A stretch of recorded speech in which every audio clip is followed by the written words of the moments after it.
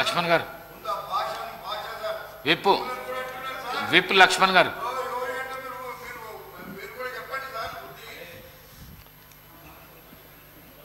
అధ్యక్ష, మొదటిసారి సభలో అవకాశం ఇచ్చినందుకు ధన్యవాదాలు తెలియజేసుకుంటూ, మాకు చాలా బాధాకరం. ఎందుకంటే కరీంనగర్ జిల్లా పరిషత్ చైర్మన్ గారిని పనిచేసినప్పుడు అక్కడ కూర్చున్న శాసనసభ్యులు కూడా జిల్లా పరిషత్లో సభ్యులుగా ఉండేవాళ్ళు. ఇక్కడికి వచ్చిన తర్వాత గత శాసనసభ సమావేశాలు జరుగుతుంటే హరీష్ రావు గారు మాట్లాడే తీరు కానీ, కేటీఆర్ గారు మాట్లాడే రన్నింగ్ కామెంటరీ కానీ, పక్కనే ఉన్న పల్లె రాజేశ్వర రెడ్డి గారు వారు మాట్లాడే తీరు కానీ ఎంత బాధాకరంగా ఇస్తుందంటే, ఒక గౌరవమైన చట్టసభలో తెలంగాణ ప్రజానీకం ఎన్నుకోబడ్డ గౌరవ ముఖ్యమంత్రి గారు, గౌరవ మంత్రివర్యులు, శాసనసభ్యులందరము ప్రజల పక్షాన చట్టాన్ని చేసి ప్రజలకు మేలు చేసే కార్యక్రమం చేపడతాం అనుకున్నాం. ఎప్పుడు చూసినా కూడా వాళ్ళు మాట్లాడే మాటలు ఏంటంటే, మనం మాట్లాడిన మాటలకు కౌంటర్ ఏ విధంగా ఇవ్వాలి, మళ్ళీ ఏ విధంగా ఇబ్బంది పెట్టాలి, మీరు ఇచ్చినటువంటి గ్యారంటీ పథకాలు ఎప్పుడు అమలు చేస్తారనేటువంటి ఏకవచనంతో మాట్లాడు. ఒక గౌరవ స్పీకర్, ఒక దళిత వర్గానికి చెందిన స్పీకర్ని పట్టుకొని ఏయ్ అని మాట్లాడే బాధ. మా బలైన వర్గాలైనటువంటి మా పొన్నం ప్రభాకర్ గౌడ్ గారు పట్టుకొని నువ్వు కూర్చో అంటాడు కేటీఆర్. మళ్ళీ మాట్లాడతాడు, నా స్నేహితుడు, నా ఉద్యమంలో కలిసి పనిచేసిందని చెప్పి మళ్ళీ మాట్లాడతారు. నిజంగా ఈరోజు వాళ్ళు మాట్లాడే ధోరణి ఏ విధంగా ఉందంటే, నిన్నగాక మొన్న పేపర్లో చూసినాం అధ్యక్ష, 6 మంత్రులకి సమాధానం చెప్పిండు హరీష్ రావు అంటాడు. ఏం హరీష్ రావు సమాధానం చెప్పిండు అధ్యక్ష?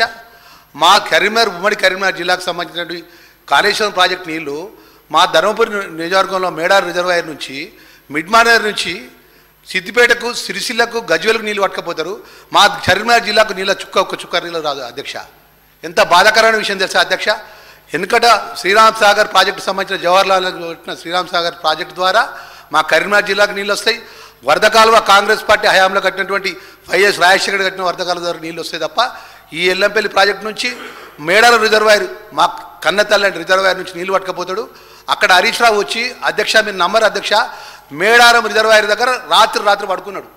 పడుకొని మా ధర్మపురి నియోజకవర్గం 6 మండలాల రైతాంగం అంతా కూడా పెద్ద ఎత్తున ఉద్యమం చేస్తే ఏమని మాట్లాడిందంటే, ఇక్కడ మేము ధర్మపురి నియోజకవర్గానికి రిజర్వాయర్ ఏర్పాటు చేస్తాము, అది పత్తిపాక రిజర్వాయర్ అని పేరు పెడుతున్నాం దానికి అని చెప్పి అక్కడ పల్లెనింత్ర చేసిండు అధ్యక్ష.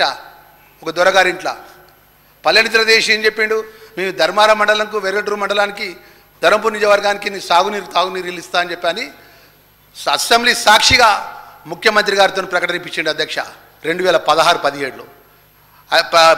ప్రకటన చేస్తే మేము కూడా అనుకున్నాం మాకు ఇక్కడ రిజర్వాయర్ ఏర్పాటు చేస్తారు, మా ప్రాంతానికి నీళ్ళు వస్తాయి అనుకున్నాం.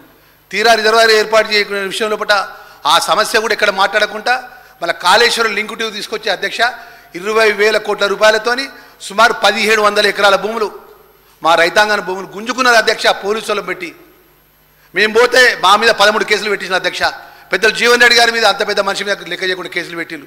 ఇవాళ వచ్చి మాట్లాడే మాట సభ దూరిన వాళ్ళ యొక్క మాట్లాడే ఆలోచన విధానం ఎట్లా ఉన్నదంటే, మనం చెప్పినట్టు పేదవాళ్ళకి సంబంధించినటువంటి 6 గ్యారంటీ పథకాలు ఎక్కడ అమలు చేస్తారో, ప్రజలలో ఎక్కడ మంచి పేరు వస్తుందో, రాష్ట్ర ముఖ్యమంత్రిగా పెద్దలు రేవంత్ రెడ్డి గారి నాయకత్వంలో గౌరవ మంత్రివర్యులు కానీ, గౌరవ శాసనసభ్యులు కానీ ఏ విధంగా ప్రజల ఆదరణతో రేపు రాష్ట్రంలో ముందుకు పోతున్న ఉద్దేశంతో మనం ఏ విధంగా ఇరికాటం పెట్టే ఉద్దేశంతో ఆలోచన చేస్తున్నది తప్ప, అధ్యక్ష వాళ్ళు మాట్లాడమండి అధ్యక్ష. కరీంనగర్ జిల్లాకు సంబంధించినటువంటి తెలంగాణ ఉద్యమంకు, తెలంగాణ పార్టీకి అన్నం పెట్టిన జిల్లాకు ఏ విధంగా ద్రోహం చేసిన నీళ్ళ విషయంలో నేను కానీ, మా విజయరమణారావు కానీ, మా రామగుండం సంబంధించిన వారు, మా పెద్దలు శ్రీధర్ బాబు గారి నాయకత్వంలో మేము ఒక శ్వేతపత్రం విడుదల చేస్తాం. మా జిల్లాకు ఎంత అన్యాయం చేసిన, ఏ విధంగా నీళ్లు దోషిన విషయం కూడా, ఆ విషయాన్ని కూడా మనవి చేసుకుంటూ, దళితుల విషయానికి వస్తే మరి వారు సభలో లేరు.